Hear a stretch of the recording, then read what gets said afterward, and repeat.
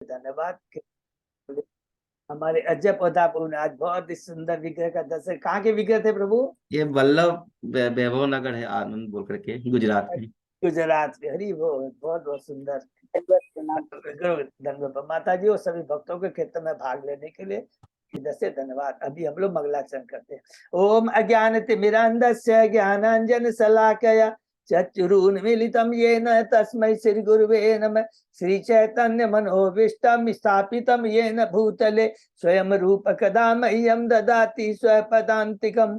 वन्देऽहं श्री गुरु श्री युध पद कमलं श्री गुरु वैष्णवांच च श्री रूपम सागर जातम सहगना रघुनाथम वितम तम सजीवम स्वादेतम सावधूतन परिजम सहितम कृष्ण चैतन्य देवम श्री राधा कृष्ण बादान सहगना ललिता श्री विशाखा वितांत च नमो ओम विष्णु पादाय कृष्ण पृष्ठाय भूतले श्रीमते भक्ति वेदांत स्वामिन इति नामिने। नमस्ते सारस्वती देवे गौरवाणी प्रचारिणे निर्विशेषा शून्यवादी पाश्चात्य देश तारिणे वांछा कल्पतरुभ्यश्च कृपा सिन्धुभ्येव च पतितानां पावनेभ्यो वैष्णवेभ्यो नमो नमः। नमो महावदान्याय कृष्ण प्रेम पदायते कृष्णाय कृष्ण चैतन्य नामने गौरत्विषे नमः। हे कृष्ण करुणा सिंधु दीन बंधु जगतपते गोपेश गोपिका कांत राधा कांत नमस्तुते।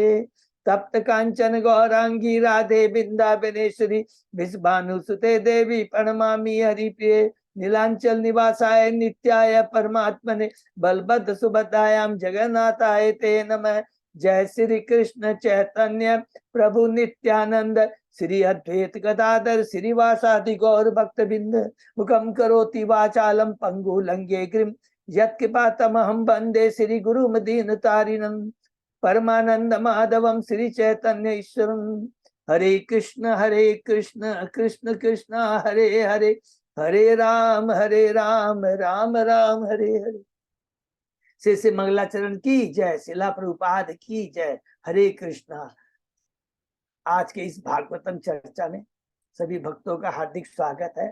सभी भक्तों के चरणों में मेरा सादर दंडवत प्रणाम है। राधा माधव राधा गोविंद गुरु आचार्य परम वैष्णव परम भागवतों की असीम कृपा से हम सब भक्त लोग मिलकर श्रीमद् भागवतम के ऊपर में चर्चा कर रहे हैं। अभी हम लोग कैंटो 5 में है, अध्याय 11 में है। जड़ भरत द्वारा राजा रघुगण को शिक्षा। इसके पहले हमने 10 अध्याय कंप्लीट किए हैं, उसको हम संक्षेप में दोहराते हैं। प्रथम अध्याय शीर्षक है महाराज पीलीभत का चरित्र। महाराज पीलीभत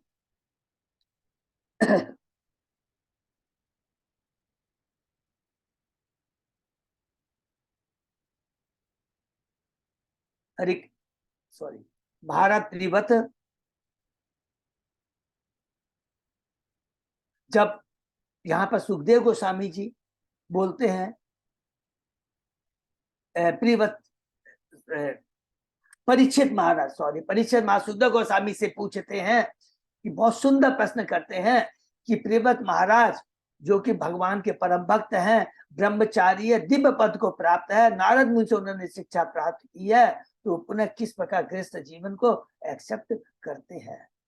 और उसके बाद में कहते हैं कि गृहस्थ जीवन में आने के बाद पुनः सब कुछ छोड़कर पुनः भक्ति में कैसे लग जाते हैं, ये मुझे बड़ा भ्रम हो रहा है, ये कृपा करके मुझे बताइए। उत्तर में सुखदेव गोस्वामी जी कहते हैं कि भगवान की जो भक्ति है, जिसने भगवान के चरण कमलों का एक बार आस्वादन ले लिया है, उसके बाद में वो कभी भी भक्ति से च्युत नहीं होता, भक्ति को कभी नहीं छोड़ता। बताते हैं सुखदेव गोस्वामी जी परीक्षित महाराज को कि जब स्वयंभू मनु देखते हैं कि उनको राज पद को संभालने के लिए कोई योग्य व्यक्ति नहीं है, तो स्वयं वो पीलीभत महाराज के पास आते हैं, उनसे कहते हैं गृहस्थ जीवन को तुम एक्सेप्ट करो। वो थोड़ा सा खुश नहीं होता इस प्रस्ताव को लेकर। तो ब्रह्मा जी आते हैं और कहते हैं ये भगवान का आदेश है, हे पीलीभत भगवान से ईर्ष्या मत करो, हरि बोल, मेरी बात को ध्यान से सुनो। पीलीभत तुरंत राजी हो जाते हैं। नारद मुनि से आशीर्वाद प्राप्त कर करके वो गृहस्थ आश्रम में आते हैं। विश्वकर्मा की पुत्री वहिष्मती से ब्याह करते हैं। 10 पुत्र होते हैं। सबसे बड़े पुत्र आग्निद होते हैं और एक दूसरी पत्नी है जिनसे 3 उत्तम तामस रैवत पुत्र उत्पन्न होते हैं, जो आगे चल के मनु बनते हैं। और प्रियव्रत के गृहस्थ जीवन हमने पढ़ा, किस प्रकार उन्होंने प्रजा का पालन किया, किस प्रकार उन्होंने अपने शक्तिशाली रथ के पहिए के माध्यम से 10 समुद्र और 10 द्वीपों का निर्माण किया और अंत में सब कुछ छोड़कर पुनः भगवान की भक्ति में लग जाते हैं। दूसरे अध्याय में प्रवेश करते हैं। महाराज आग्नित का चरित्र, जो आग्निद हैं वो सबसे बड़े पुत्र हैं, जो बहिष्मति से जो 10 पुत्र होते हैं उसमें से आग्निद सबसे बड़े पुत्र हैं। इसके बारे में सुखदेव गोस्वामी जी बहुत सुंदर बात कहते हैं कि उनको जम्बू द्वीप का राज्य उन्हें दिया गया, प्रियव्रत ने दिया और अपने प्रजा को पुत्रों के समान सुरक्षा प्रदान करते थे। पूर्वचिति जिसको ब्रह्मा जी ने सब अप्सरा ब्रह्मलोक से अप्सरा को भेजा था, उनसे ब्याह करते हैं। 9 पुत्र उत्पन्न होते हैं। सबसे पुत्र बड़े पुत्र नाभि होते हैं और ये 9 पुत्र मेरु की 9 पुत्रों से ब्याह करते हैं। तीसरे अध्याय में प्रवेश करते हैं। राजा नाभि की पत्नी मेरु देवी के गर्भ से ऋषभदेव का जन्म। इसमें हमने पढ़ा कि किस प्रकार नाभि भगवान के लिए यज्ञ करते हैं, भगवान को प्रसन्न करते हैं, भगवान आते हैं और उनके जैसे पुत्र की इच्छा करते हैं। उत्तर में भगवान कहते हैं मैं तेरे समान और कोई दूसरा योग नहीं है, मैं स्वयं ही मेरी देवी के और नाभि के पुत्र के रूप में जन्म लूंगा और भगवान ऋषभ का जन्म होता है। हरि बोल। अध्याय 4 में प्रवेश करते हैं। श्री भगवान ऋषभदेव के लक्षण सुखदेव गोस्वामी जी यहाँ कहते हैं कि भगवान ऋषभदेव तो भगवान है, नाभि उनको गुणों को, दिव्य गुणों को देख कर करके बहुत ही प्रसन्न होते हैं और उनको शासन चलाने के लिए उन्हें राजा बना दे, राजर्षि है, राजा बना देते और स्वयं अपनी पत्नी मेरी देवी के संग में वो बद्रिकाश्रम चले जाते हैं। राजा भगवान ऋषभ ने जयंती से ब्याह किया। 100 पुत्र उत्पन्न होते हैं। सबसे बड़े पुत्र होते हैं भरत महाराज। 9 योगेंद्र होते हैं, 9 और जो बड़े दिव्य पुरुष होते हैं, दिव्य ज्ञान में वो बड़े निपुण होते हैं और 81 जो है लास्ट है वो वैदिक ज्ञान प्राप्त करके योग्य ब्राह्मण बन जाते हैं। और स्वयं एक दिन भगवान ऋषभ ब्रह्मावर्त नामक देश में पहुंचते हैं, जहां उन्होंने देखा कि एक सभा में जिसमें विद्वान ब्राह्मण है वो भक्तों को भक्ति का संदेश दे रहे हैं। तुरंत वहां पर भगवान ऋषभ उनके पुत्र भी रहते हैं, अपने पुत्रों को वो उपदेश देते हैं। अध्याय 5 में पहुंचते रहते हैं भगवान ऋषभ द्वारा अपने पुत्रों को उपदेश। और ये बहुत ही सुंदर अध्याय जिसमें भगवान ऋषभ अपने पुत्रों के माध्यम से हम बद्ध जीवों को शिक्षा देते हैं कि मनुष्य देह जो प्राप्त हुई है हमें अपनी इंद्रिय तृप्ति में न लगा करके भगवान की भक्ति में लगाना चाहिए और इसके लिए हमें महात्माओं की सेवा करके हमें उनसे शिक्षा प्राप्त करके अपने जीवन को धन्य बनाना चाहिए। भक्ति सदैव कंटिन्यू करते रहना चाहिए, भक्ति कभी रुकती नहीं है। और उसके बाद में बहुत सुंदर बात कहते हैं कि जो अपने आश्रित को बारंबार जन्म मृत्यु के पद से न उबार सके उसे कभी भी गुरु, पिता, पति, आराध्य देव बनने का अधिकार नहीं है। इस प्रकार वो बहुत दिव्य ज्ञान प्रदान करते हैं और कुछ समय के बाद में वो भरत महाराज को राज सिंहासन पर बैठा देते हैं और स्वयं एक अवधूत का आचरण करना शुरू कर देते हैं। और हमने पढ़ा बहुत ही सुंदर बात कि किस प्रकार वो उस दिव्य स्थिति में पहुंच जाते हैं कि अजगर की प्रवृत्ति अपनाते, एक ही जगह पे रह करके वो मल भोजन करते हैं, मल त्याग करते थे और उनका मल वो दिव्य है जिसकी 80 मील दूर तक सुगंध आती है। अध्याय 6 में प्रवेश करते हैं। भगवान ऋषभदेव का चरित्र। इसमें परीक्षित महाराज का बहुत बड़ा प्रश्न है। कहते हैं कि जो ऋषभदेव थे वो योग से माने योग शक्तियां थी, जो भी उनमें जो योग शक्तियां थी उनमें निपुण थे, फिर भी उसकी उपेक्षा क्यों की।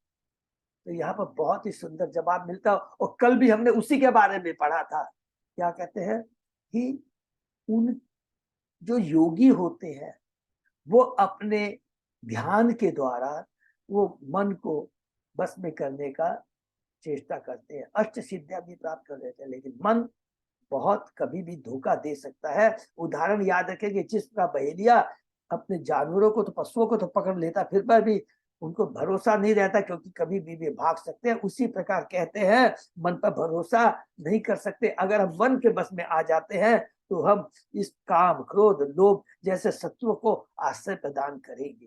ये ज्ञान प्राप्त करके बताते हैं सुखदेव गोस्वामी जी।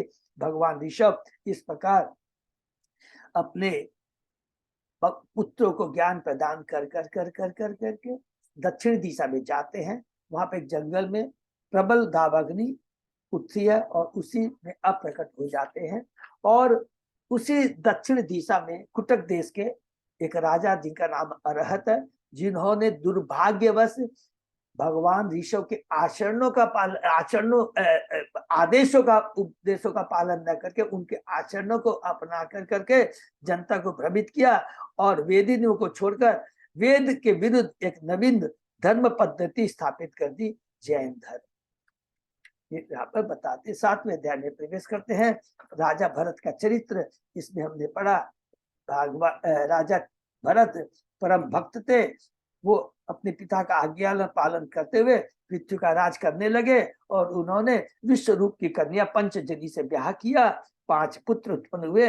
1 करोड़ वर्षों तक इस पृथ्वी पर शासन किया और अंत में सब कुछ छोड़ करके उलाश्रम जो हरिद्वार के पास है वहां चले जाते हैं। 8वें अध्याय में प्रवेश करते हैं। भरत महाराज के चरित्र का वर्णन यहाँ पर बहुत सुंदर, यहाँ पर भगवान राजा भरत किस प्रकार वो आकृष्ट हो जाते हैं एक मृग के प्रति, मृग के बच्चे के प्रति आकृष्ट हो जाते हैं और इतना आकर्षण आ जाता है कि वो सोचने लगते हैं कि यह मृग का बच्चा मेरी शरण में आया है, यह मुझे ही अपने माता पिता समझता है, मेरे अलावा इसका कोई दूसरा इसकी रक्षा करने वाला नहीं है, शरण देने वाला नहीं है। प्रभुपाद जी का तात्पर्य में याद करेंगे, कहते हैं यदि हम आध्यात्मिक वृत्तियों को त्याग कर करके दूसरों को शारीरिक सुख के प्रति चिंतित रहेंगे तो हम स्वयं दुर्गति को प्राप्त होंगे। और यहाँ पर उसके आगे कहते हैं, बहुत सुंदर बात कहते हैं कि इस प्रकार महाराज भरत महाराज मृग का चिंतन करते हुए शरीर छोड़ देते हैं और उन्हें मृग का शरीर प्राप्त होता है। और मृग का शरीर प्राप्त होने के बावजूद भी उन्हें पूरा अपने भक्ति के बारे में, पिछले जन्म के बारे में ज्ञान प्राप्त रहता है। और अपनी इस मूर्खता के, लिखते हैं कि मैं अपनी मूर्खता के कारण मेरा मन पुनः इस बार मृग में आसक्त हो गया और मैं अपनी भक्ति साधना से बहुत नीचे गिर गया हूँ। प्रभुपाद जी तात्पर्य कहते हैं ये चीज हम बद्ध जीवों के आपको ऊपर एप्लीकेबल है, ये चीज वास्तव में भरत महाराज के ऊपर नहीं है, ये भगवत इच्छा से हुआ, भगवान की इच्छा से हुआ है। और इस प्रकार वो पश्चाताप करते रहते हैं और कभी भी वो कोई संगति नहीं करते हैं, अब भक्तों की संगति के किसी चीज की तरफ आकर्षित नहीं होते हैं। और अंत में तीर्थ स्थल में स्थान कर अपनी माता को छोड़ करके वो तीर्थ स्थान में चले जाते हैं, मैंने मृग माता को छोड़ते हुए, और तीर्थ स्थान में स्थान उन्होंने शरीर छोड़ देते हैं। हरि बोल। फिर हम लोग 9वें अध्याय में प्रवेश करते हैं। जड़ भरत का परम चरित्र। मृग शरीर को त्यागने के बाद भरत महाराज एक योग्य ब्राह्मण के यहाँ उनका जन्म होता है और बचपन से ही वो भयभीत रहते हैं, चाहे वो संबंधी हो या मित्रों की, कोई भी अभक्तों का संग नहीं मिल जाए। उनके पिता ने उन्हें वैदिक शिक्षा देना चाहा, उसमें कोई उन्होंने इंटरेस्ट नहीं लिया। कुछ समय के बाद पिता की मृत्यु हो जाती है और उनके भाई लोग सोचते हैं कि ये अयोग्य है, और जबकि वो स्वयं, बहुत सुंदर बात लिखा है कि वह स्वयं ऋग्वेद, सामवेद, यजुर्वेद में पारंगत थे, किंतु उनकी चूंकि भक्ति नहीं थी इसलिए वह भरत की सिद्ध अवस्था को नहीं समझ सके। उन्हें खेत की रखवाली में दे देते हैं और क्या होता है कि डाकुओं का सरदार एक बार नरबली के लिए योग्य माने हष्टपुष्ट व्यक्ति की खोज में रहता है। वो भरत महाराज को ले जाते हैं और उनकी बलि देना चाहते हैं, लेकिन भगवान की जो भद्रकाली है वो बलि वेदी से कूदती है और अपने ही भक्त, असुर भक्त का वध कर देती है। तो वो पाद जी कहते हैं भगवान का भक्त सदैव भगवान की भक्ति में रहता है और भगवान सदैव अपने भक्त को अपने संरक्षण में रखते हैं। हरि बोल। 10वें अध्याय में प्रवेश करते हैं। जड़ भरत तथा राहुगण की वार्ता बहुत सुंदर वार्ता है, दिव्य संदेश है, दिव्य ज्ञान है, जिसमें हमने देखा कि सिंधु देश के राजा हैं, नाम रहुगण, कपिलाश्रम को पालकी में जाते रहते हैं किसी कारणवश महाराज भरत को वो पालकी ढोने के लिए कहते हैं। भरत महाराज कोई भी हस्तक्षेप नहीं करते हैं, लेकिन पालकी ढोते समय वो ध्यान रखते हैं कि कोई भी उनके पांव के नीचे चींटी नहीं आ जाए। और इस प्रकार वो ध्यान रखते रखते पालकी को ढोने में असुविधा हो रही थी। राजा क्रुद्ध हो जाते हैं। बाकी जो कहर बोलते हैं जो उसको ढोता है पालकी को, कहरों ने कहा ये हमारी गलती नहीं है, इस व्यक्ति के चलते ये प्रॉब्लम आ रही है, ये असुविधा हो रही है। राजा क्रोधित हो जाते हैं और उन पर व्यंग कसते हैं और कहते हैं कि मैं तुम्हें मृत यमराज जैसा दंड दूंगा। हरि बोल। महान भरत महाराज जड़ भरत कहते हैं, हे राजन, ये आप जितनी भी बातें कह रहे हो कि मैं हष्ट पुष्ट नहीं हूं, मैं बूढ़ा हो गया हूं, मेरे में शक्ति नहीं है, सारी बातें शरीर से संबंधित है। आत्मा का इससे कोई लेना देना नहीं है। जो व्यक्ति देहात्म बुद्धि में रहता है वही शारीरिक एवं मानसिक कष्टों, शोक, मोह से प्रभावित होता है और उसके बारे में बातें करता रहता है। और बहुत सुंदर डिटेल में बातें जब सुखदेव गोस्वामी जी कहते हैं, राजा रघुगण जब जड़ भरत के मुख से ये बातें सुनते हैं, दिव्य संदेश सुनते हैं, उनका सारा गर्व नष्ट हो जाता है। देहात्म बुद्धि से जो उनके देहात्म बुद्धि थे, तुरंत वो क्या है, उनको दिव्य ज्ञान प्राप्त हो जाता है। दिव्य ज्ञान माने वो अपनी चेतना में आ जाते हैं, सही चेतना में आ जाते हैं, तुरंत पालकी से उतरते हैं और रघुगण कहते हैं राजा भरत को कि आप अपनी जो योग्यता है दिव्य ज्ञान को प्रच्छन्न कर करके यहाँ पर विचरण कर रहे हैं। आप कौन है, किसके शिष्य है, मुझे बताइए, क्योंकि जो आपको ज्ञान है वो प्रामाणिक गुरु से ही मिल सकता है और कोई दूसरे से नहीं मिलता है। हे राजा, मैं इंद्र के वज्र से नहीं डरता, शिव के त्रिशूल से नहीं डरता, यमराज के दंड से नहीं डरता, परंतु मैं ब्राह्मण के अपमान से भयभीत रहता हूँ। हे दीनबंधु, मैंने आपको अपमानित करके बहुत बड़ा अपराध किया है। मेरी प्रार्थना की कृपा कर पे मुझ पर अनुग्रह कीजिए, मुझे क्षमा प्राप्त किए। प्रभुपाद जी तात्पर्य में कहते हैं कि मनुष्य को चाहिए कि राजा रघुगण के पद चिन्हों का अनुसरण करते हुए वैष्णव के चरणों पर अपराध से बचे। 11वें अध्याय में प्रवेश करते हैं। राजा भरत द्वारा रघुगण को शिक्षा, बहुत सुंदर शिक्षा है। प्रथम श्लोक में वो कहते हैं, भरत कहते हैं, जो अनुभवी व्यक्ति होता है वह वो इस भौतिक जगत के द्वंद्व अर्थात सुख दुख, लाभ हानि, मैं स्वामी हूँ, वो तुम सेवक हो, इस तरह के द्वंद्व से वो कभी भी प्रभावित नहीं होता और वह कभी भी इस तरह की बातें नहीं बोलता। स्वामी तथा सेवक, राजा तथा प्रजा इत्यादि ये प्रसंग भौतिक विषय है। अर्थात जो लोग वेदों में बने उन अलंकारिक शब्दों में बहुत रुचि रखते हैं कि किस प्रकार हमें सुख मिले, किस प्रकार धन मिले, इस प्रकार कहते हैं, वो कभी भी आत्म तत्व को नहीं समझ सकते। उनको कभी भी आत्म तत्व प्रकट नहीं होता। वेदों का मूल उद्देश्य तो भगवान को जानना है। वेदस्य सर्वैव वेद्यो। केवल जो वेदवादी है, दो तरह के लोगों को हमने पढ़ा क्या था, एक वेदवादी है और दूसरा तत्ववादी। जो वेदवादी है वो भौतिक कर्म से शुद्ध नहीं हो सकता जब तक वो तत्ववादी नहीं बन जाए, अर्थात परम सत्य को नहीं जान सकता, और उसके लिए उसे प्रामाणिक गुरु की शरण लेनी पड़ती है। कहते हैं आत्म मोक्ष या तत्ववादी के लिए समस्त भौतिक सुख अवांछनीय है, उसको कोई महत्व नहीं देता। जब तक मनुष्य ऐसा नहीं सोचता तब तक उसे तत्व ज्ञान नहीं प्राप्त होता। सभी कर्मी, ज्ञानी, योगी एक न एक भौतिक उन्नति चाहते। कर्मिक शारीरिक सुविधा के लिए अनाथ प्रयत्न करता है, माने कठिन परिश्रम करता है। ज्ञानी यह चिंतन करते रहते कि कर्म बंधन से निकलकर किस प्रकार ब्रह्म तेज में विलीन हो जाए, और योगी भौतिक सिद्धि अर्थात अष्ट सिद्धि को प्राप्त करने के लिए पीछे पड़े रहते हैं। लेकिन ये सभी लोग भौतिक दृष्टि से पूर्ण बनना चाहते हैं, किंतु भगवान का भक्त है, भौतिक दृष्टि के प्रति कोई आकर्षण ही नहीं होता है। वो तो केवल सरलता पूर्वक भक्ति से 3 गुणों के ऊपर निर्गुण को प्राप्त कर लेता है। हरि बोल।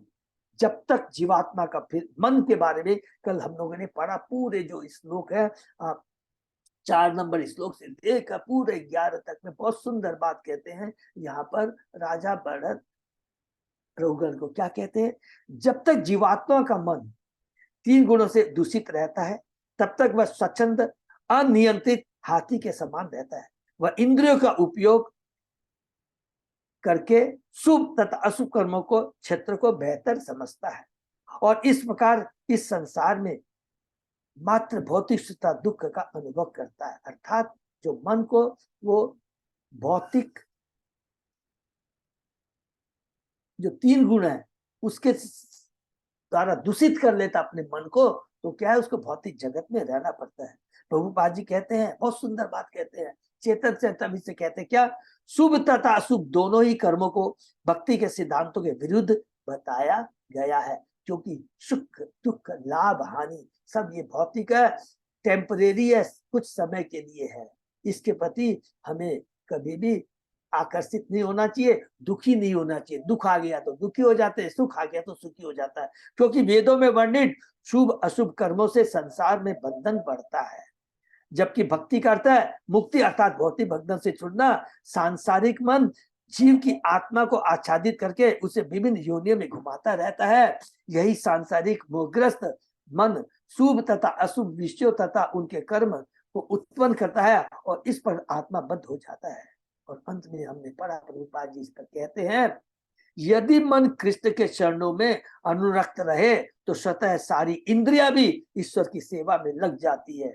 माने मन मजबूत हुआ तो इंद्रियां भी मजबूत हो जाती है, मन दिव्य हो जाता है, दिव्य कार्य में लग जाता है तो इंद्रिया भी स्वतः ही दिव्य कार्य में लग जाती है।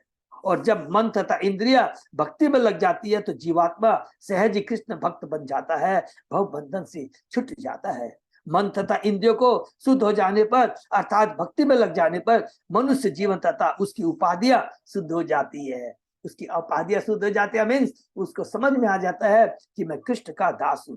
मतलब इस प्रकार कृष्ण की सेवा में पूर्णता अर्पित होने से मुक्ति मिल जाती है और मनुष्य सिर्फ भगवान के धाम को वापस जाता है। हरि हो, यहाँ तक हमने पढ़ा और उसके आगे आज हम लोग पढ़ते हैं। ओम नमो भगवते वासुदेवाय, ओम नमो भगवते वासुदेवाय, ओम नमो भगवते वासुदेवाय। नारायण नमस्कृत्य नरं चैव नरोत्तमं देवी सरस्वती व्यासं ततो जयं उदीरये। नष्प्रायेषु अभद्रेषु नित्यं भागवत सेवया भगवती उत्तम श्लोके भक्ति भवति नैष्टिकी। कृष्णाय वासुदेवाय देवकी नंदनाय च नंद गोप कुमाराय गोविंदाय नमो नमः। आराधयो भगवान ब्रजेश तनय ततदाम वृंदावनम रमया काचिदुपासना व्रजवधूवर्गेण्य कल्पिता। श्रीमद्भागवतम प्रमाणम अम्लम प्रेमा पुमर्तो महान। श्री चैतन्य महाप्रभो मतमिदम तत् आदरो न पर। हरे कृष्ण कृष्ण कृष्ण हरे हरे, हरे राम राम राम हरे हरे। कैंटो 5 चैप्टर 11 शीर्षक जड़ भरत द्वारा राजा रघुगण को शिक्षा, श्लोक नंबर 12 है। प्रभु ठीक है, 12 ही है ना? हाँ प्रभु जी, 12 से। ओके, हम लोग करते हैं। चित्तज्ञ एता मनसो विभूति जिर्वस्य माया रचिताश्च नित्या अविरहिता क्वापि तिरोहिताश्च शुद्धो विचष्टे ही विशुद्ध कर्तुम। हरि बोल। कृष्ण भक्ति से रहित जीव के मन में माया द्वारा उत्पन्न अनेक विचार तथा वृत्तियां होती है, और ये वृत्तियां किससे उत्पन्न होती है? माया के द्वारा। हरि बोल। वे अनंत काल से विद्यमान रही है, कभी कभी वे जागृत तथा स्वप्न अवस्था में प्रकट होती है, किंतु सुषुप्तावस्था या समाधि में वे लुप्त हो जाती है। जीवन मुक्त जो इस जन्म में ही मुक्त हो चुका है इन सब व्यापारों को स्पष्ट देखता है। जो समाधि में होता है, मने मत है, जो उसको भगवान का मन भगवान की भक्ति में लगता है, वही समाधि में रहता है, वही सन्यासी है, वही स्वरूप सिद्ध व्यक्ति कहलाता है। जैसा कि भगवत गीता में क्या, क्षेत्रज्ञम चापी माम विधि सर्व क्षेत्रेषु भारत। क्षेत्रज्ञ अर्थात 2 तरह के, अर्थात जीवों में 2 भेद है। एक तो सामान्य जीव और दूसरा परम जीव, जो कि पिछले भी तात्पर्य में हमने पढ़ा था, जहां भी प्रभुपाद जी कहते हैं जो सामान्य जीव है वो केवल अपने मन, यहीं से पढ़ते हैं पूरा, जीव और दूसरा परम जीव। सामान्य जीव अपने शरीर के विषय में कुछ हद तक ही जानता है, किंतु परमात्मा समस्त देहों को जानता है। जीव स्थानिक है किंतु परमात्मा सर्वव्यापी है। जीव केवल अपने शरीर में रहता है, लेकिन परमात्मा सभी के हृदय में रहता है, सर्वव्यापी है। इस श्लोक में क्षेत्रज्ञ सामान्य जीव के लिए प्रयुक्त है। यह सामान्य जीव दो प्रकार का होता है, नित्य बद्ध तथा नित्य मुक्त। हम लोग नित्य बद्ध है। इनमें से पहला शाश्वत बद्ध रहने वाला है और दूसरा शाश्वत मुक्त रहता है। शाश्वत मुक्त जीव वैकुंठ जगत में रहता है वह, और इस भौतिक जगत में कभी नहीं आता। जब भी इस भौतिक जगत में आता है पार्षद के रूप में भगवान के संग में आता है, भगवान की लीला में सहयोग करने के लिए। हरि बोल।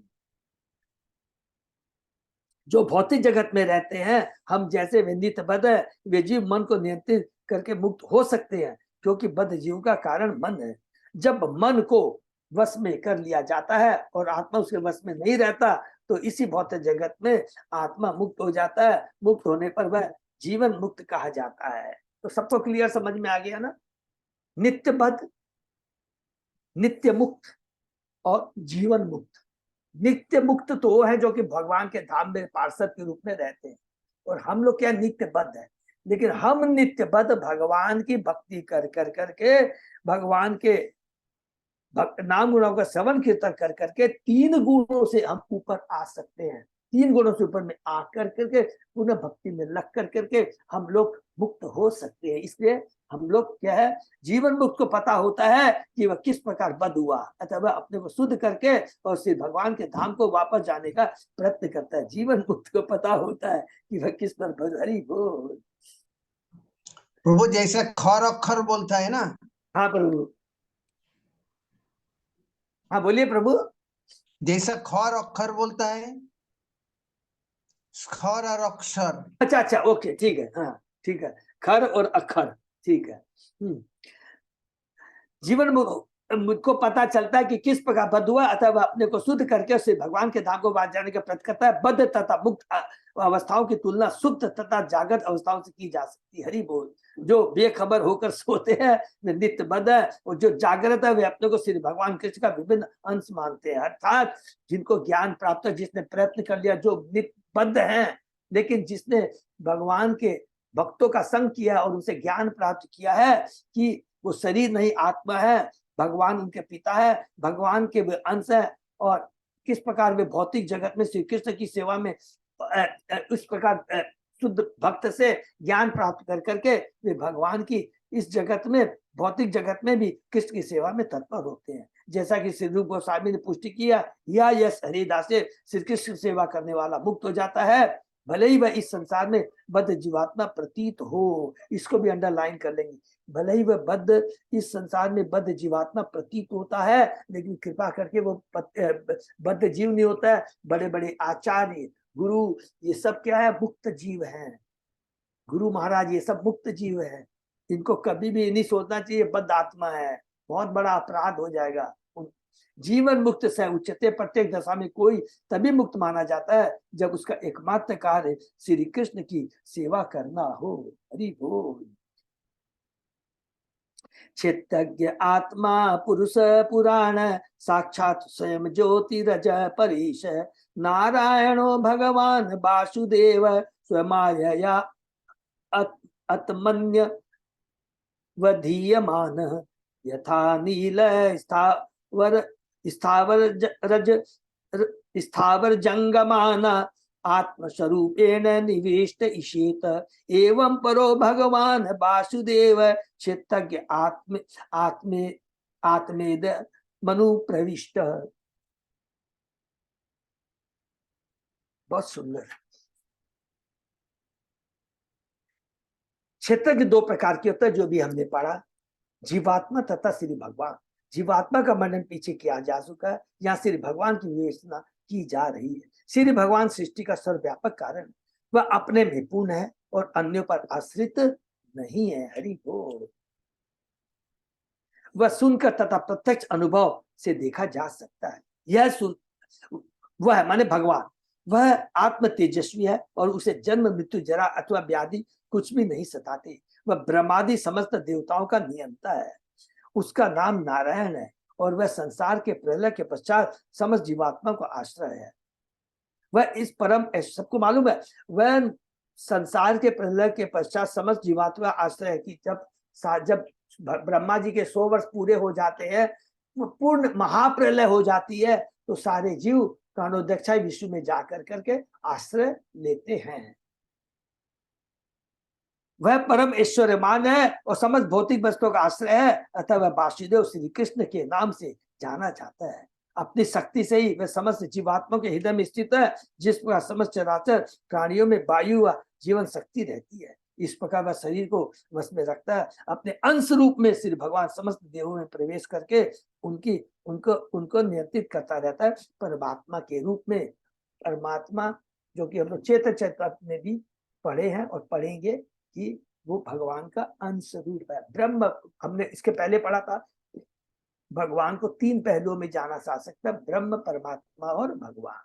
तो ब्रह्म भगवान के शरीर से निकलने वाली ज्योति है। परमात्मा उनका अंश है जो प्रत्येक जीवों के हृदय में परमात्मा के रूप में विराजमान रहता है। इसकी पुष्टि श्रीमद् भगवद गीता में कही, सर्वस्य चावम हृदय सन्निविष्टो मत स्मृति ज्ञानम पूर्णञ्च। प्रत्येक प्राणी के हृदय में स्थित परमात्मा के द्वारा प्रत्येक जीव शासित होता है। वह इस संसार को उत्पन्न करने वाला पुरुष अवतार हरि, वो जो हम लोगों ने अभी डिस्कस किया, पुरुष अवतार महाविष्णु है, कारणोदक्षाई विष्णु है, और महाविष्णु श्री भगवान श्री कृष्ण के अंश मात्र है। इसको भी प्लीज अंडरलाइन कर लेंगे। कृष्ण की पोजीशन अंश के अंश मात्र है, पुरुष अवतार। श्री कृष्ण के प्रथम विस्तार प्रकाश बलदेव है और वासुदेव संकर्षण अंतर अन्य विस्तार है।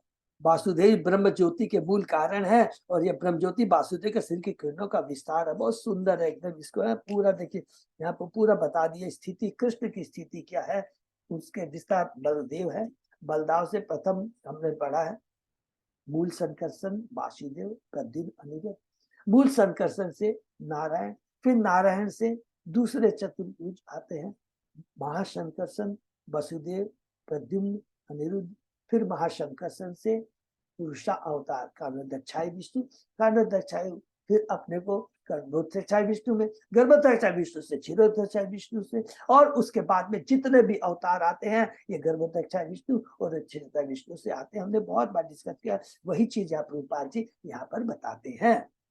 यस्य प्रभा प्रभतो जगदंड कोटिषु अशेष सुधा दिवि भूति भिन्नम तत् ब्रह्म निष्कलम अनंत शेष भूतम गोविंदमादि पुरुषम तमहम भजा। मैं आदि ईश्वर गोविंद की पूजा करता हूँ। देखिए क्या लिखा है, मैं आदि ईश्वर माने स्वयं कृष्ण, स्वयं चेतन महाप्रभु आदि, जिनका कोई आदि नहीं है, स्वयं आदि ईश्वर गोविंद की पूजा करता हूं जो परम शक्ति से समन्वित है। उनके दिव्य रूप का तेज निर्गुण ब्रह्म है जो परम पूर्ण तथा अनंत है और जो करोड़ों ब्रह्मांडों में असंख्य लोगों को उनके ऐश्वर्य से प्रदर्शित करता है। हरि बोल। ब्रह्म संहिता का 5वां जगह।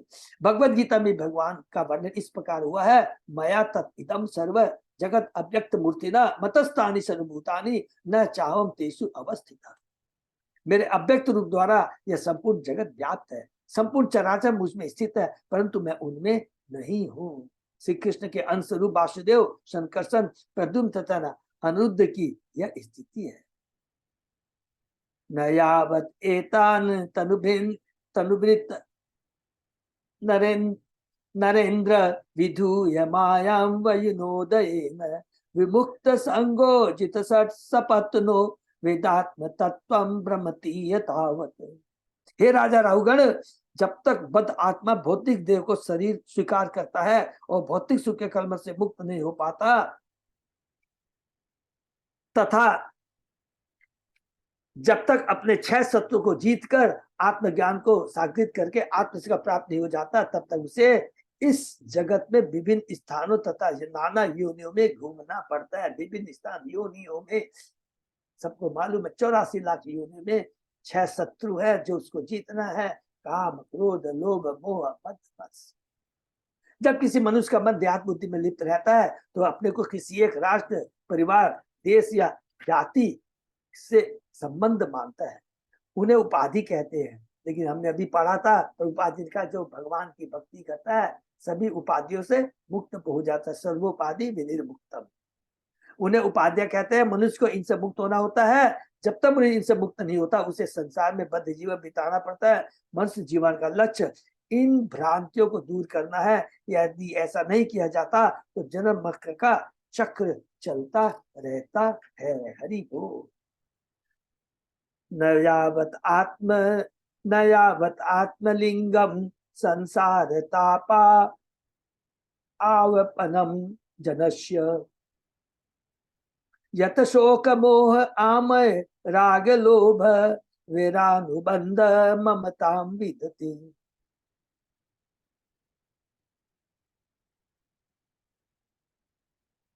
इस संसार में आत्मा की उपाधि यह मन समस्त दुखों का मूल है। देखिए लिखा है इस संसार में आत्मा की उपाधि यह मन समस्त दुखों का मूल है। जब तक बद्ध जीवात्मा इस तत्व को नहीं जानता तब तक उसे देह की दयनीय दशा को स्वीकार करके इस ब्रह्मांड में विभिन्न योनियों में घूमना पड़ता है। चूंकि यह मन रोग, शोक, मोह, राग, लोभ तथा बैर से ग्रस्त रहता है, इस कारण से बंधन तथा झूठी ममता उत्पन्न होती है। मन बंधन तथा मुक्ति दोनों का कारण। अगर मन भगवान की भक्ति में रहता है तो हमारा मित्र है। अगर वो भौतिक चीजों के प्रति आकर्षित रहता है तो वह हमारा शत्रु है। इसलिए मन बंधन तथा मुक्ति दोनों का कारण है। अशुद्ध मन सोचता है कि मैं देह हूं, किंतु शुद्ध मन जानता है कि वह देह नहीं है। अतः मन को समस्त उपाधियों का मूल माना जाता है। जब तक जीवात्मा संसार के संपर्क तथा उसके कलमों से दूर नहीं रहता तब तक वह जन्म, मृत्यु, रोग, मोह, लोभ तथा बैर में तल्लीन रहता है। इस पर जीवात्मा बनकर भौतिक कष्टों को भोगता रहता है। हरि बोल। भ्रातृव्यमेनम तत अदब्रवीर्यम उपेक्षया आद्येधितम अप्रमतः गुरो हरे चरणो उपासनास्त्रो जहि व्यलिक्कम स्वयं आत्ममोषम। यह दुर्मन मन जीवात्मा का सबसे बड़ा शत्रु है। यदि इसकी उपेक्षा की जाती है या इसे अवसर प्रदान किया जाता है तो यह प्रबल से प्रबलतर होकर विजयी बन सकता है। यद्यपि यह मिथ्या है किंतु यह अत्यधिक शक्तिमान है। यह आत्मा की स्वाभाविक स्थिति को आच्छादित कर देता है। हे राजन, इस मन को गुरु के शरणानविंद तथा श्री भगवान की सेवा रूपी अस्त्र से जीतने का प्रयत्न कीजिए। हरि बोल। इसे अत्यंत सतर्कता से करे। जिस एक अस्त्र के मन को जीता जा सकता है वह उपेक्षा। मन सदैव हमें इसे अथवा उसे कर लेने के लिए कहता रहता है। अतः हमें मन के आदेशों की उपेक्षा करने में पट्टू बनना चाहिए। हरि बोल। ये बहुत इंपॉर्टेंट है। हमें मन को बस में किस प्रकार किया जाए इसमें हमें पट्टू होना चाहिए, क्योंकि भगवान ने अल्प स्वतंत्रता दी है। हमारे ऊपर निर्भर करता है इस अल्प स्वतंत्रता का हम दुरुपयोग करें या सदुपयोग। और अगर हम भगवान के नाम का कीर्तन, श्रवण, कीर्तन, मनन करेंगे, भक्तों के संग में रहेंगे तो स्वतः ही मन मजबूत हो जाएगा। जहां आध्यात्मिक शक्ति रहती है उसके सामने गारंटी है कोई भी भौतिक शक्ति स्थिर नहीं रह सकती है। हो सकता है कि टेम्पररी लड़ाई करनी पड़े, लेकिन एक बार हम उसमें प्रबुद्ध हो जाते हैं, मजबूत हो जाते हैं, मन अपने अल्प स्वतंत्रता को पूरा भगवान की भक्ति में लगा देते हैं तो कोई भी भौतिक शक्ति, भौतिक मन तुरंत हमारे सामने सरेंडर हो जाएगा। जब भौतिक मन सरेंडर हो जाएगा तो जितनी भी इंद्रियां भी वो सरेंडर हो जाएगी, अर्थात भगवान की भक्ति में लगी। जैसा मन चाहेगा वैसा ही इंद्रिया कार्य करेगी। मन को क्रमशः आत्मा के आदेश मानने के लिए प्रशिक्षित करना चाहिए। हरि बोल। मनुष्य को मन के आदेशों का पालन नहीं करना है, उसको आत्मा के आत्मा, क्योंकि मन से ऊपर बुद्धि, बुद्धि से ऊपर क्या है? आत्मा है। मनुष्य को मन के आदेशों का पालन नहीं करना है।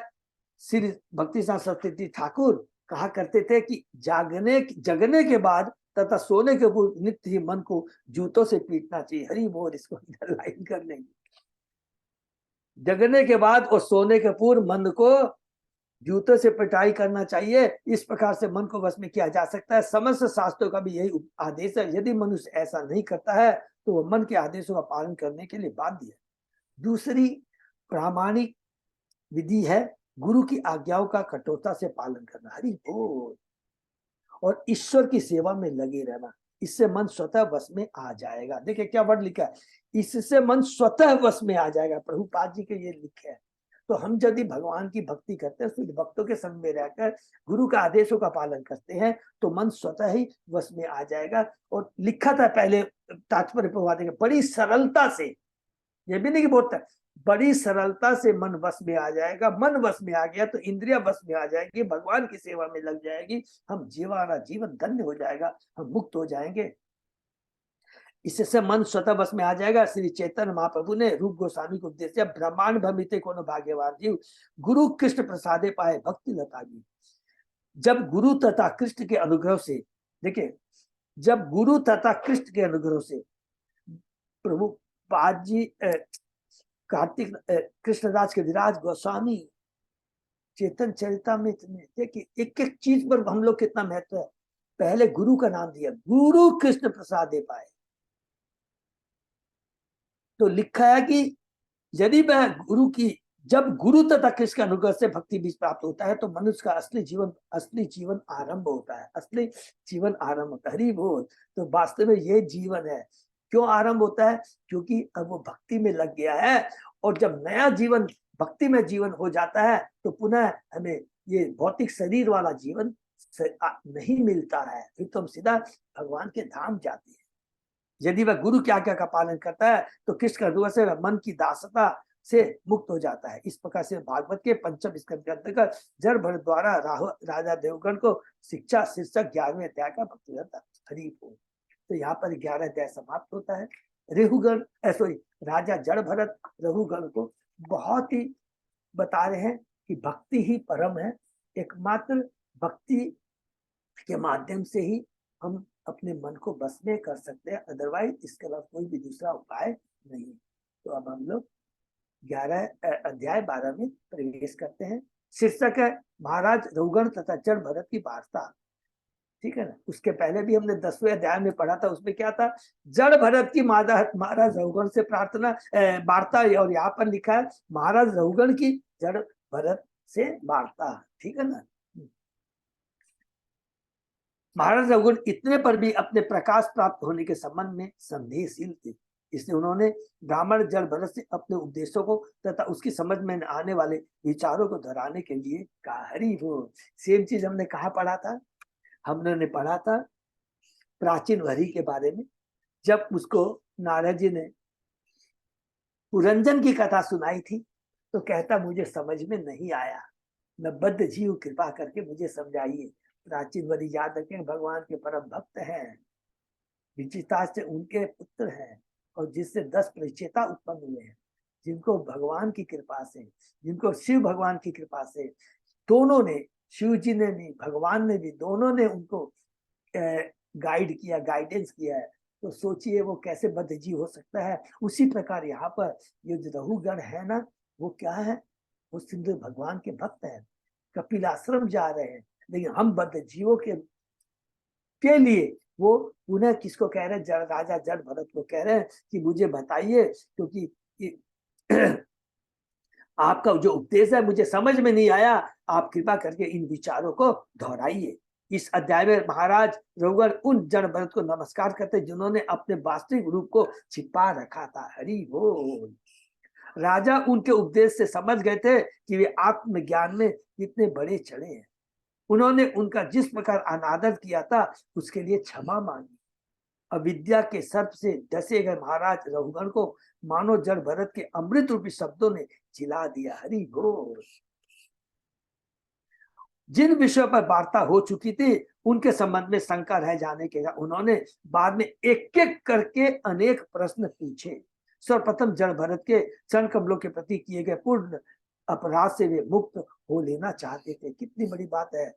जब भी भक्तों के वर्णों भक्त के चरणों में अपराध होता, कुछ नहीं करना है। पूरा शास्त्र रूप गोस्वामी चैतन्य महाप्रभु और सब ने बता दिया, प्रभुपाद ने बता दिया, एकदम सिंपल है। जिस भक्त के चरणों में अपराध हुआ है उसके चरणों में जा करके उससे क्षमा मांगनी चाहिए थी। इवन दुर्वासा मुनि ने अम्बरीश महाराज के चरणों में जाके क्षमा मांगी। लेकिन भक्त बड़ा कृपालु होता है, वो कभी भी अपराध को एक्सेप्ट नहीं करता। ये भी एक बहुत इंपॉर्टेंट चीज है। देखिए कितनी बड़ी बात है। माने भगवान, ये कितना बड़ी दिव्य संदेश है, इसको समझिए, दिव्य शिक्षा है कि अगर हम भक्त के चरणों में अपराध करते हैं, भक्त को कोई असर नहीं होता, क्योंकि वो समभाव रहता है, वो शोक, अनादर, आदर, मान अपमान से मुक्त होता है, वो उसको नहीं लेता है। लेकिन भगवान को बहुत कष्ट होता है। इसलिए भगवान कहते हैं मेरा भक्त तो महान है, वो अपराध को नहीं लेता, लेकिन मेरे को बहुत तकलीफ होती है, तूने मेरे भक्त के चरणों में अपराध किया, इसके लिए मैं भी कुछ नहीं कर सकता हूँ। जिस भक्त के चरणों में अपराध हुआ है उसके पास जाकर उससे क्षमा मांग लो। ये बहुत इंपॉर्टेंट चीज है। महाराज रघुवंश जड़ भरत के सार गर्भित उपदेशों को जिन्हें एक भौतिक जीव नहीं समझ सकता, ठीक से न समझ पाने के कारण कुछ कुछ असंतुष्ट थे। अतः जड़ भरत ने अपने उपदेशों को और अधिक स्पष्ट करते हुए दोहराया, क्योंकि जब भी भगवान का भक्त, श्रोता और वक्ता दोनों भक्त होते हैं तो वक्ता को भी बहुत आनंद आता है। चाहे कितनी बार वो पूछेगा, उसको उतनी बार बोलने में आनंद आता है। और तुरंत वहां पर भी जड़ भरत भगवान अपने उद्देश्यों को और अधिक करते हुए दोहराया। उन्होंने कहा कि संसार की सभी जीवात्माएं, चाहे चर या अचर, विभिन्न प्रकारों से पृथ्वी के ही रूपांतर विकार है। राजा को अपने राजदेह का अत्यंत गर्व था, किंतु वह पृथ्वी का एक ही रूपांतर था। कितना सबको समझ में आ गया ना। हमारा शरीर 5 तत्वों से तो बना ना, पृथ्वी, अग्नि, जल, वायु, आकाश। और जब ये शरीर है, इसी मट्टी से मनुष्य का शरीर बना है, इसी मट्टी से पशु का शरीर बना, पक्षी का शरीर बना, देवता का शरीर बना, सबका इस मट्टी से बना है। तो ये जो अलग अलग हमारे शरीर है ना, ये केवल रूपांतर है। जैसे मट्टी है, मट्टी से घड़ा भी बन जाता है, अलग अलग रूप लेता है, मूर्ति बन जाती है, सब कुछ हो जाती है, लेकिन अल्टीमेटली है क्या? मट्टी है। राजा को अपने राजदेह का अत्यंत गर्व था, किंतु पृथ्वी का ही एक रूपांतर था। अहंकारवश राजा पालकी के कहार के प्रति स्वामी सेवक जैसा व्यवहार कर रहा था और अन्य जीवात्माओं के प्रति भी निष्ठुर था। फलतः वह जनता को सुरक्षा प्रदान करने में अक्षम था और अज्ञानी होने के कारण उसकी गणना साधु पुरुषों में नहीं की जा सकती थी। यद्यपि विभिन्न वस्तुएं अपने अपने रूपांतरों के कारण विभिन्न नाम उपाधियां धारण करती है, किंतु इस जगत की प्रत्येक वस्तु पृथ्वी का रूपांतर है, जो हमने डिस्कस किया। वस्तु तो ये सभी किसमें एक ही है और अंत में परमाणुओं में विलीन हो जाती है। हरि बोल। इस संसार में कुछ भी स्थिर नहीं है। अनेक किस्म की वस्तुएं तथा उनकी उपाधियां हमारी मानसिक कूट रचनाएं हैं। परम सत्य तो मोह से परे है और 3 रूपों निर्गुण ब्रह्म, अंतर्यामी परमात्मा तथा श्री भगवान में प्रकट होता है। परम सत्य के परम साक्षात्कार तो श्री भगवान ही है, जो भक्तों द्वारा क्या कहलाते हैं? वासुदेव कहलाते हैं। जब तक भक्तों के चरण की धूली को मस्तक में धारण नहीं किया जाता, तब तक कोई श्री भगवान का भक्त नहीं बन सकता। इसको अंडरलाइन कर लेंगे। हरि बोल। जड़ भरत ने राजा को अपने पूर्व जन्म के संबंध में ही बताया और कहा कि ईश्वर की कृपा से उन्हें विगत जन्म की सारी घटनाएं स्मरण है। अपने पूर्व जन्म के कर्मों के कारण जड़ भरत अत्यंत सतर्क थे। हरि बोल। संसारी पुरुष से मिलने जुलने से बचने के लिए उन्होंने गूंगे तथा बहरे जैसे व्यक्ति के आचरण अपना रखे थे। ये देखिए, भक्ति को बनाए रखने के लिए हम यहाँ पर पढ़ा तो 2 चीज पढ़ा हमने। क्या? एक, कभी भी वैष्णव, शुद्ध वैष्णव के चरणों में अपराध नहीं होना चाहिए। नंबर 2 क्या बताया? कि अभक्तों का संग नहीं करना चाहिए। ये दोनों चीजें हमारी भक्ति को डिस्टर्ब कर देती है। त्रिगुणों की संगति बड़ी प्रबल होती है। भौतिकतावादी पुरुषों की कुसंगति से बचने का एकमात्र उपाय है भक्तों की संगति। हरि बोल। इसीलिए प्रभुपाद जी ने पूरी दिनचर्या इतनी पावरफुल बनाई है कि हमें भक्तों का संग करने का समय ही नहीं मिलता। आप देख लीजिए, पूरा मंदिर में ब्रह्मचारी रहता है। हम लोग अपनी पूरी दिनचर्या में सुबह उठते हैं, मंगला स्नान करते हैं, मंगला आरती करते हैं, तुलसी आरती करते हैं, नरसिंह आरती करते हैं, जप करते हैं, जप खत्म होता है श्रृंगार आरती में लग जाते हैं, श्रृंगार आरती में लगने का भागवतम का श्रवण होता है और उसके बाद में प्रचार कार्य में निकल जाते हैं। शाम को आते हैं, संध्या आरती करते हैं, गीता के बारे में सोचते हैं, प्रसाद लेते हैं और वो सो जाते हैं। समय ही नहीं मिलता है अब भक्तों से प्रजल्प करने का। उनकी संगति से 9 प्रकार की भक्तियां की जाती है। श्रवण कीर्तन विष्णु स्मरण पाद सेवनम अर्चनम बंधनम दास्य शक्यम आत्मनिवेदम। इस प्रकार भक्तों की संगति से भौतिक संगति से छुटकारा पाया जा सकता है। मूर्खता के पारावार को पार करते हुए श्री भगवान के धाम को प्राप्त हुआ जा सकता है। तो अब ये हमने सबरी में पढ़ा। अब रहुगण जो कि हमने पढ़ा कि किस प्रकार प्रार्थना करते हैं जलभरतों को कि मैं समझ नहीं पाया, कृपा करके मुझे दोहराइए। तो यहाँ पर रहुगण पुनः पूछते हैं। रहुगण वाच है नमो नमः कारण विग्रहाय स्वरूप तुच्छीकृत विग्रहाय नमो अवधूत द्विज बंधुलिंग निगुण नित्य अनुभवावतुभ्यम। राजा रघुगण ने कहा, हे महात्मा, आप श्री भगवान से अभिनय, आपके प्रभाव से शास्त्रों के समस्त विरोध दूर हो गए। हरि बोल।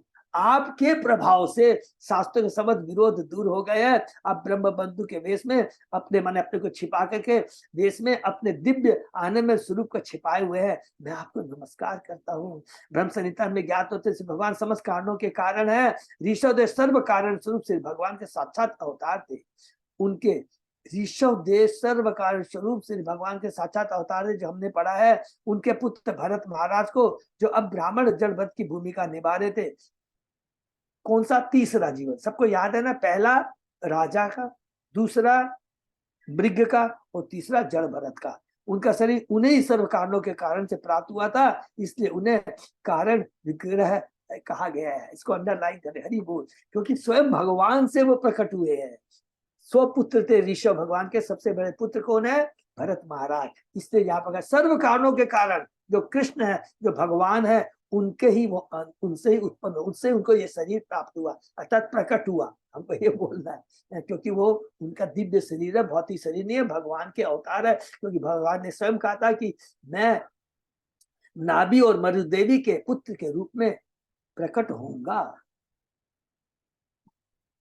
जो राम है आर्तस्य यथागतम शत निदाग गद तस्य यथा हिमांब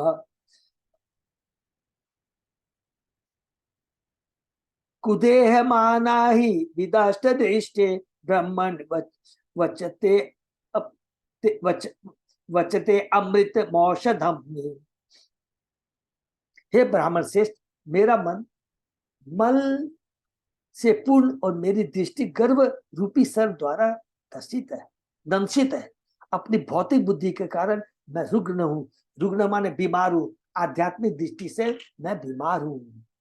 हम भौतिक दृष्टि से कितने भी हो सकते हैं, योग्य हो सकते हैं, लेकिन आध्यात्मिक दृष्टि से जो बद्ध जीव होता है वो बीमार होता है। इस प्रकार के ज्वर से पीड़ित व्यक्ति के लिए आपके अमृतमय उपदेश वैसे ही है जैसे कि धूप लू से झुलसे हुए व्यक्ति के लिए शीतल जल होता है। हरि बोल।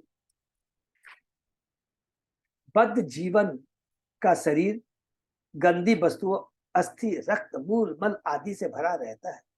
तो भी वह इस संसार के बुद्धिमान मनुष्य इस संसार बुद्धिमान सोचते हैं कि वे रक्त, अस्थि, रक्त, मूत्र तथा मल के योग से बने हैं। यदि ऐसा है तो फिर इन सर्वसुलभ पदार्थों से अन्य बुद्धिमान व्यक्ति क्यों नहीं बनाए जा सकते? संपूर्ण संसार देहात्म बुद्धि से अतिभूत है और भले मनुष्य के रहने के लिए नार की परिस्थिति उत्पन्न हो रही। जड़ भरत ने राजा रघुकुल को जो उपदेश दिया है वे अत्यंत उपादेय है। वे सर्प दंश की औषधि तुल्य है। वैदिक उपदेश अमृत एवं शीतल जल के समान है। भगवान की भक्ति है हमारे अज्ञान रूपी जो सर्प माने जो हमारा विष है, उसको अपनी भक्ति के द्वारा उसको नष्ट कर देते हैं। दंतहीन माने सर्प को है जिसका विष है, जो हमें काट देता, मार सकता है, उसको हम भक्ति के द्वारा उसे दंतहीन बना सकते हैं। ये है इतनी परम औषधि भगवान का नाम, भगवान की भक्ति। हरे कृष्ण। मंगल पर विराम देते हैं। तो पूरा यहाँ पर देखिए, जो हम लोगों ने कैंटो 2 में भी पढ़ा था, 3 में पढ़ा था, क्या क्या पढ़ा था? जीव तत्व, प्रकृति के बारे में, जीव के बारे में, प्रकृति के बारे में, भगवान के बारे में, भगवान की भक्ति के बारे में, सारी चीजें यहाँ पर राजा भरत के माध्यम से हमें प्राप्त हो रही है। हरे कृष्णा। तो एकमात्र हमको क्या करना है? भक्ति करनी है। भक्ति के लिए भक्तों का संग करना है। भक्तों का संग अगर हम करेंगे तो हमारा मन जो है ये इधर उधर भ्रमित हो जाता है, वह सहज ही बड़ी सरलता से बस में आ जाएगा। अदरवाइज मन को बस में करने के लिए और कोई दूसरा उपाय नहीं है। हरे कृष्णा। तो फिर आगे हम लोग हरे कृष्णा। धन्यवाद। प्रणाम प्रभु। बहुत सुंदर है। किसी का कोई प्रश्न? हरि बोल। अजय प्रदार प्रभु, तो आज हम लोग, कल हमारी यात्रा है, तो उसके बारे में आप कुछ थोड़ा बोलना चाहेंगे तो जरूर बोलेंगे प्लीज।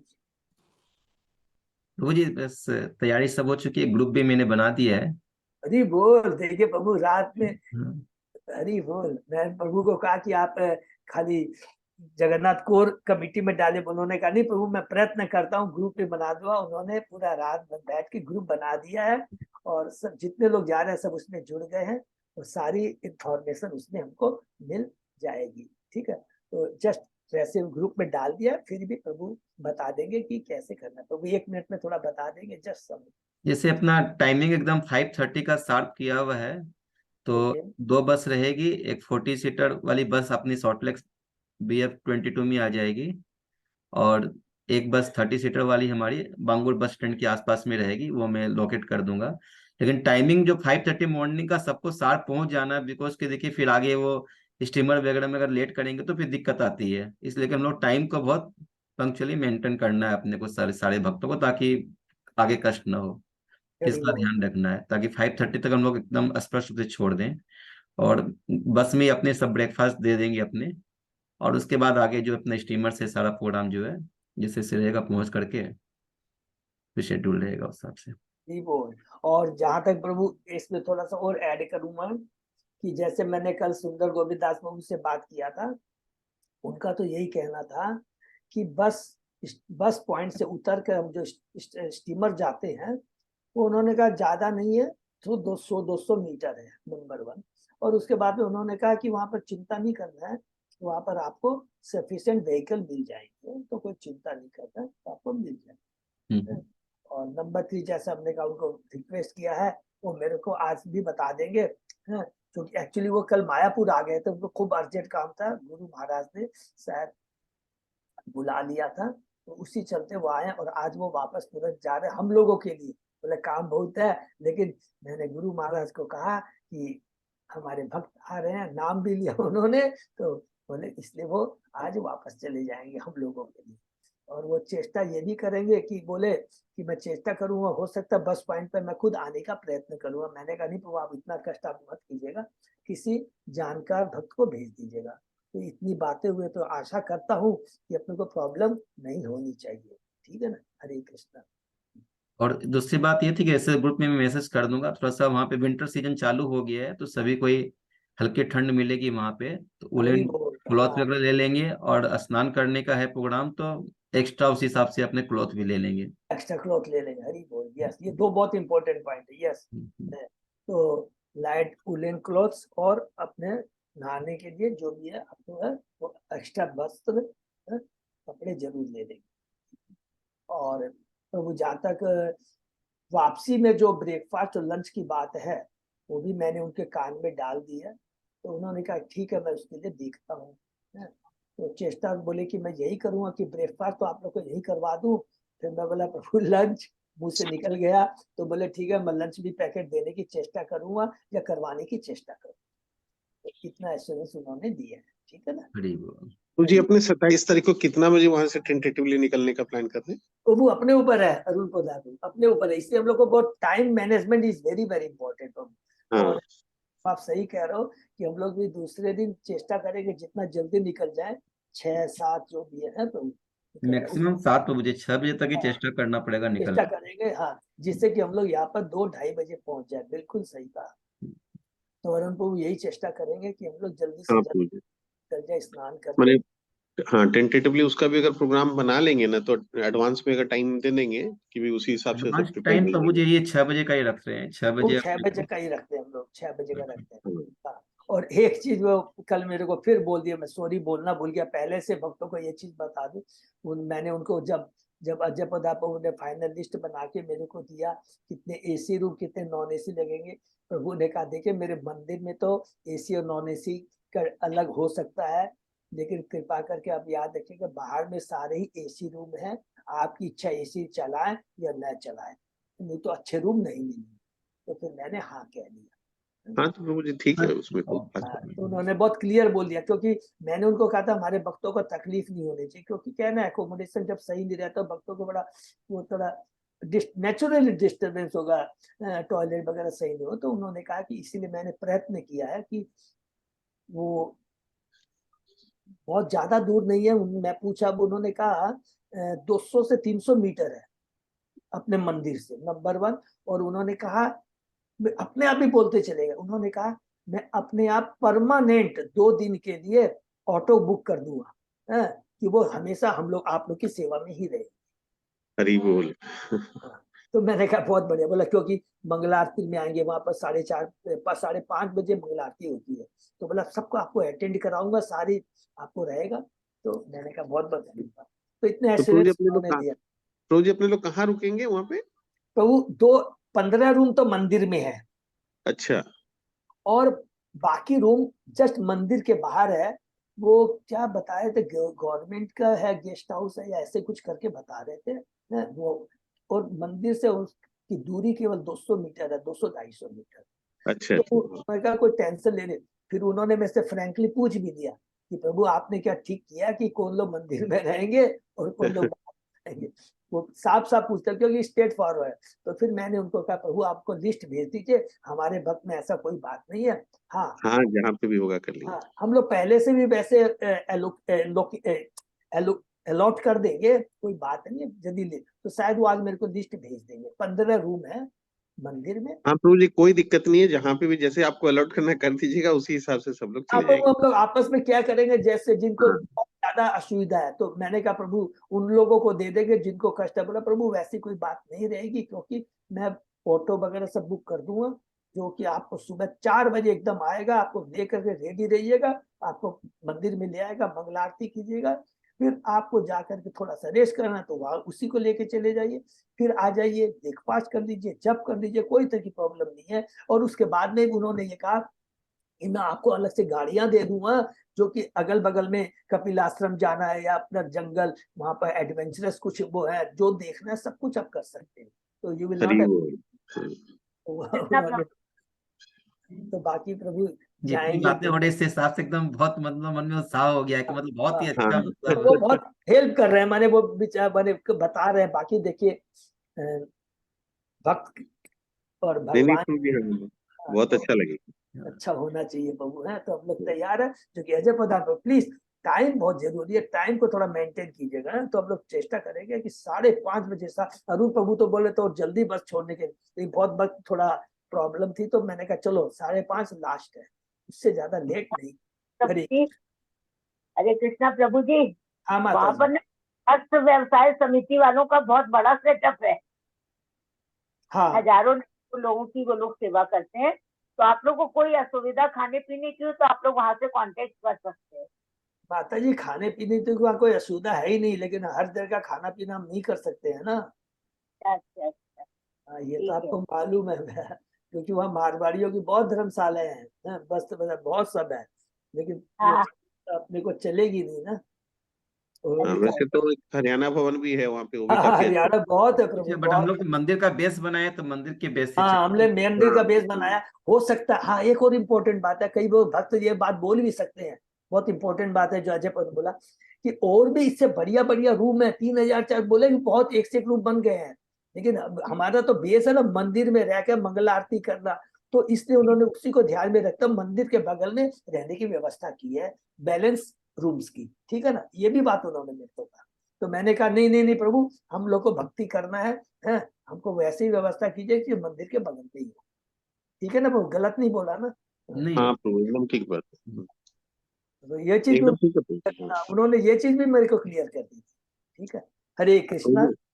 हरि ओम। तो कल हम लोग स्टार्ट करेंगे हैं 3 दिन माने भीष्म पंचक दामोदर महीने के 3 दिन हम वहां बिताएंगे, हरि 25, बोल। 26, 27 भगवान। अजय प्रभु, बांगुर से कौन लोग बैठेंगे और वहां से कौन लोग बैठेंगे, वो दोनों लिस्ट अलग अलग कर देते तो ठीक रहता है ना। जैसे बांगुर से प्रभु जी मैं क्लियर कर देता हूँ, जैसे अपने इधर के जितने भी हैं आपके क्लब टाउन, नेचुरल सिटी, हमारे लेक टाउन और अर्चना माता जी की वो चिनार पार्क, सिल्वर जो भी है, वो अपने 30 जन इधर में आ जा रहे हैं।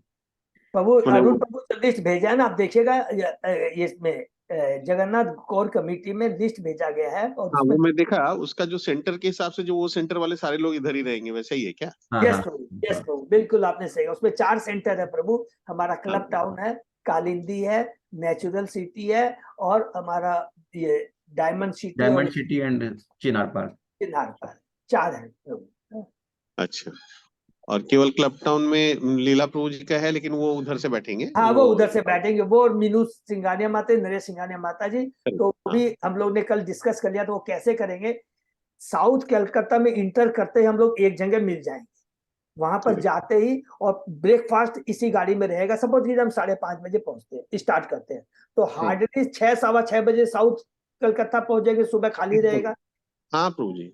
तो वहीं पर सब लोग जुड़ जाएंगे। उसके बाद में जो ब्रेकफास्ट बड़ी गाड़ी में रहेगा, माने 40 सीटर में रहेगा, उसमें से एक हम अपने 30 सीटर में ट्रांसफर कर देंगे। तो प्रभु जी, ब्रेकफास्ट तो अलग अलग पैकेट्स बनवा रहे होंगे ना, एक एक सिंगल हाँ सिंगल। अलग हाँ अलग पैकेट, यस प्रभु, तो अलग फिर अलग प्रभु पैकेट। जी एक बस में क्यों रखवाते हैं, क्योंकि एक जगह पे दोनों बस मीट करना और वहां पे वो ऑर्गेनाइज करना थोड़ा सा ये हो जाएगा, बल्कि आप दोनों को अलग अलग में अगर रखवा देंगे अपने लोग तो बेटर प्रभु नहीं रहेगा। तो एक ही बात है, क्यों कारण भी बता देता हूँ कि वो ब्रेकफास्ट हम लोग को पैक करके देगा रात में करीब 8-9 बजे।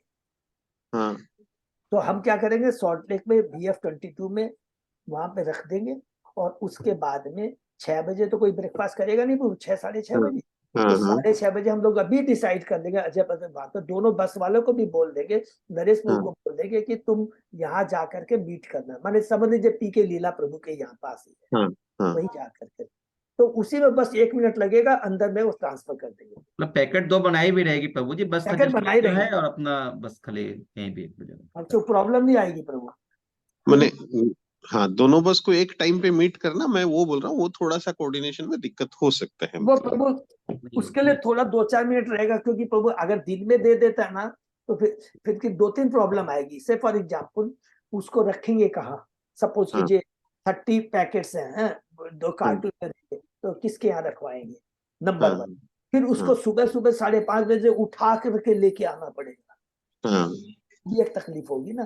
तो उसको ध्यान में रखते हुए 100% एक जगह बस साउथ कलकत्ता में घुसते ही, जैसे आपने अच्छा पीके लीला प्रभु जो रहते हैं वहीं पर रहेगी बस, और ये बस वाले आपस में बात भी कर लेंगे।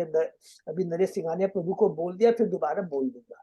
तो वहां पर 2 मिनट लगेगा, तुरंत हाँ। हम सामान रखेंगे, ट्रांसफर करेंगे 30 पैकेट्स और आगे चल पड़ेंगे। ठीक है ना, अच्छा ठीक है प्रभु जी। ओके। हरे कृष्ण। हरे कृष्णा प्रभु। अजय प्रभु मेरे को भी ऐड कर लीजिए ग्रुप में, हम जा नहीं रहे हैं, आप लोग के साथ रहेंगे तो हमको रहेगा कि हम भी आपको तो साथ में पहले हैं। ऐड किया हो माता जी। ठीक है प्रभु जी। 2 कारण से ऐड किया, एक तो कि जो भक्त आपके ग्रुप से जा रहे हैं आप उनको ऐड कर दें, जिनको मैं नहीं जानता, मतलब नंबर मेरे नहीं है, और बाद बाकी आप नहीं, लेकिन फिर भी ग्रुप में साथ रहेंगे तो लोग फील करेंगे आप हरी साथ बोल, ही चल रहे हैं। आप भी एडमिन है माता जी, इसी से कहता रावी राधा देवी माता। हम बहुत मिस करेंगे प्रभु। हाँ माता जी, आपको भी हम लोग मिस करेंगे, और प्रभु ने कितनी मैं बढ़िया मैं भी इस आप कभी कल से मैं एकदम अच्छा नहीं लग रहा है प्रभु जी, मजबूरी में जा नहीं पा रही हूँ। चलिए कोई बात नहीं माता जी, फिर दोबारा भी बनाएंगे प्रोग्राम, हम लोगों के लिए प्रार्थना कीजिए आप लोग, ठीक है। हरे कृष्ण। हरे अरे बोल। तो ये तो हम लोग विराम देते हैं, बहुत बहुत बहुत बहुत धन्यवाद। कृष्ण विराम देते हैं, फिर मंगलवार का सुबह हरे 7।